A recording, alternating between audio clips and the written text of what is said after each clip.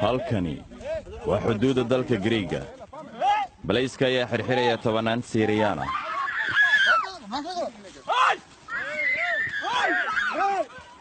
dadkan qaxootiga ahi maaha kuwa laga celinayo inay gudaha u galaan Yurub, ee waa kuwa doonaya inay isaga hayaamaan oo ka tagaan.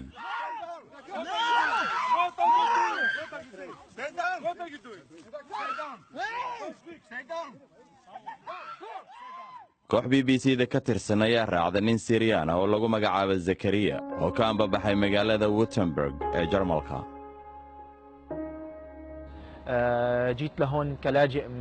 dalkan waxaan imi 2 sannadood ka hor anigoo qaxoontiya. waxaan rabay inaan nolosheeda dhiso oo aan gaadho ujeeddooyinkayga oo aan Jarmalkana tuso inaanan ahayn qof qaxoontiyuna, laakiinse halkan wax isdhexgelin ma jiraan. waxaan isku daynay inaannu dadka la macaamilo, laakiinse kun laguma soo dhowaynayo oo si qabow ayaa lagu salaamayaa. taasina waxay keentay inaan iminka dib ugu tahriibo oo aan ku noqdo Suuriya oo aan jidkii aan ka soo tahriibay dib u maro.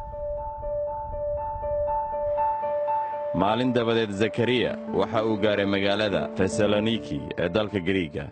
aad baan u faraxsanahay. waxaanan rabaa inaan ku noqdo dalkaygii. socdaalku wuxuu ahaa safarkaygu wuxuu ahaa mid dhib badan. qabow iyo roob baa sidaa noogu da'ayay.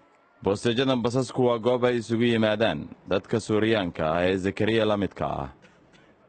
waxaa halkan ku sugan in ka badan 50 Suuriyaan ah oo dib u noqonaya. mid waliba dan gaar ah ayaa celinaysa. 3 maalin dabadeed waxa ay gaareen xadka Giriiga ee Turkiga. halkan ayay ka bilaabayaan safar lug ah oo ay si sharci darro ah ugu galayaan dalka Turkiga. aad ayaa loo cabsanayaa. qaar ka mida dadkani hore ayaa loogu xirxiray halkan. Zakariya ayaa fariintiisii ugu dambaysay u diraya dad horey u martigeliyey. way igu adag tahay inaan dal kale oo Yuruba ku noqdo ama Jarmalkaba. waayo annagu muslim baanu nahay, laakiin iyagu waxayna yidhahdaan waxaad tihiin argagixiso. waxay kuu eegayaan sidii ay kaa cabsanayaan oo kaa baqayaan oo kale, sidii aad tahay horar wax cunaya oo aan bani aadan baahayn. si nabdoon oo xasilan ayay dhammaan tahriibayaashani ku galeen xadka Turkiga. Zakariya weli kuma noqon dalkiisii hooyo ee Suuriya. iminka waxa uu la shaqeeyaa walaalkii oo ku sugan koonfurta Turkiga.